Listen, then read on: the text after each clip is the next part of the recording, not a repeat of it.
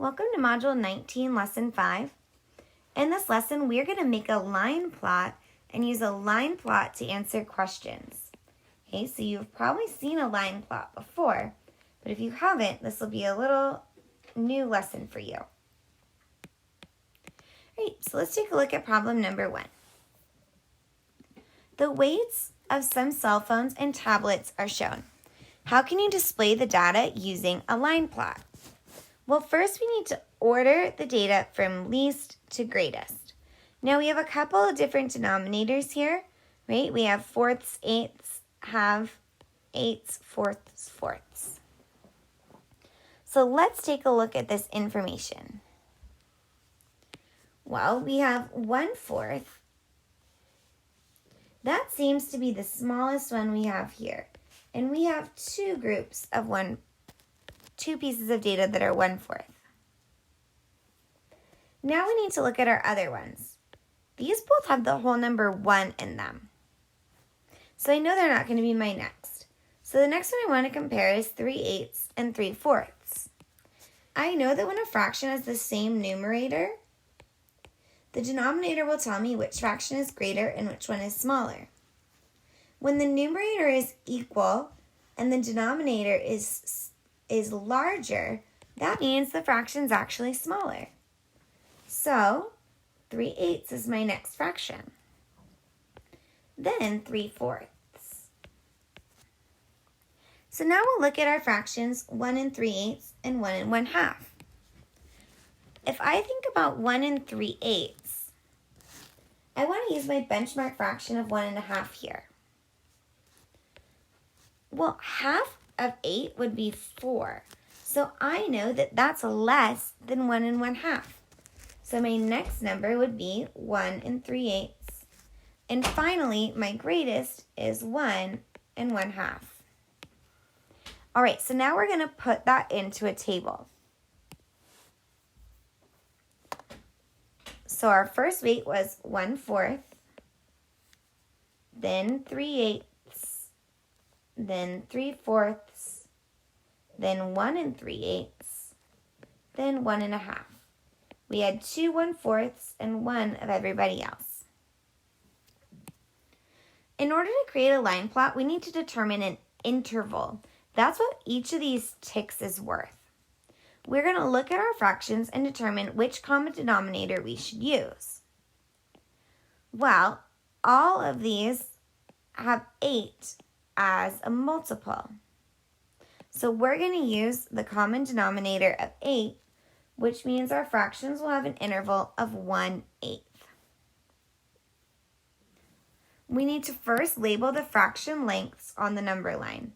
So starting here with our unit fraction of 1/8.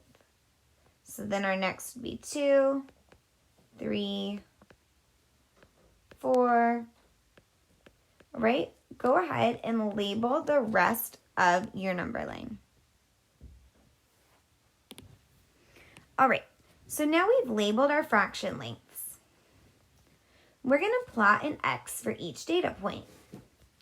Now, we have some fractions already in eighths, right? We can plot our 3/8 and our 1 3/8. But for some of these, we need to determine what they are in eighths.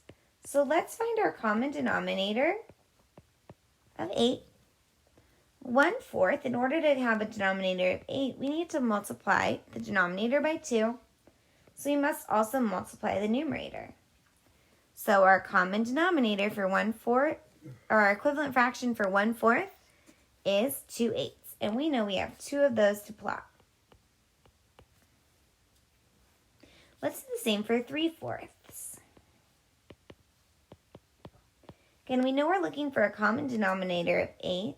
So we must multiply the numerator and the denominator by 2. So that we're multiplying by a fraction equal to 1. And we find that our equivalent fraction is 6/8. So we can plot our 1 point there. And finally, we have our fraction of 1 1/2. In order to generate an equivalent fraction, we need to multiply our denominator by 4, so also our numerator. So our equivalent fraction is 1 4/8. Now we aren't done yet because we need to label. So what is this graph showing us, or the line plot showing us?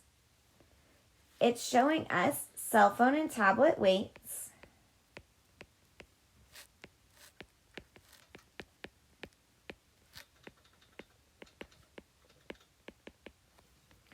and what is each of these eighths?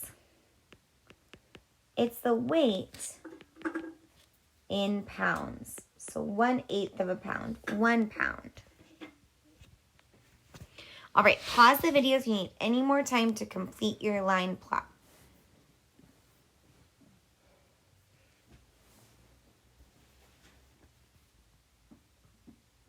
Right, let's take a look at our next problem.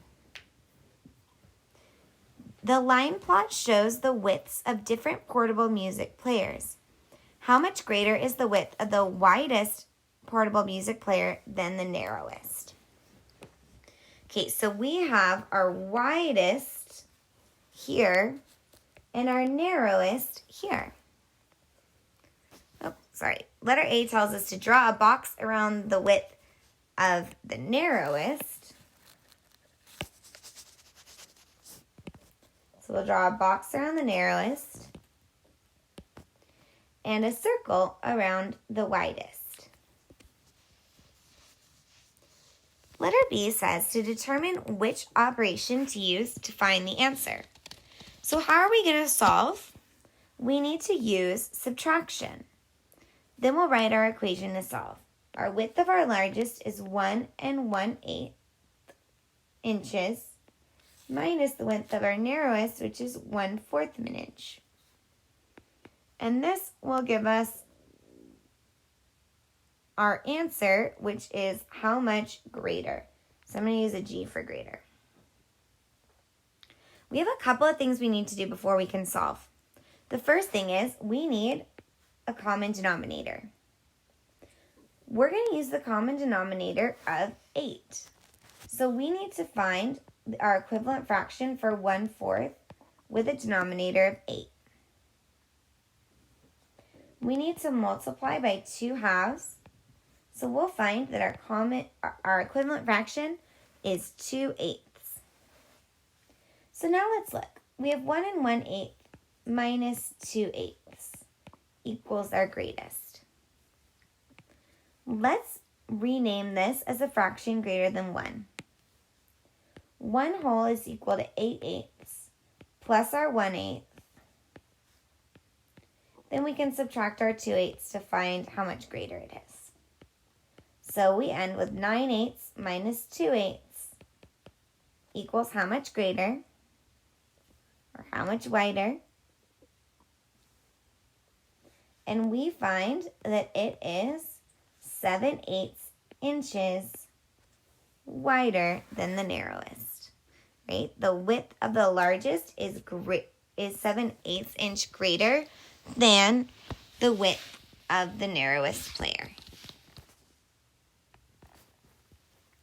All right, go ahead and complete the check understanding. Press pause and then press play when you're ready to check your work. All right, so you should have went ahead and plotted the thicknesses on our line plot. So we had 1 at 1/4 inch, 4 at 3/8 of an inch, and 1 at 3/4 of an inch. I went ahead and found what these fractions were with a common denominator. Okay, so 1/4 with the denominator of 8 was 2/8, and 3/4 with the denominator of 8 is equal to 6/8. Then number 2 asked me to suppose all e-readers were stacked on top of each other. It asked what would the thickness of the stack of e-readers be. I knew I had to add the total here. Now, because I was adding fractions, I used the fractions I found with a common denominator. So I added 2/8 plus my 4 groups of 3/8 plus 6/8. My 4 3/8 were equal to 12/8 in total. And from there I added 2/8 and 6/8, which gave me 20/8. I renamed this as a mixed number. There were 2 groups of 8/8 and 20, which equals 16/8, meaning there are 4 remaining. So the thickness of the stack would be 2 4/8 inches.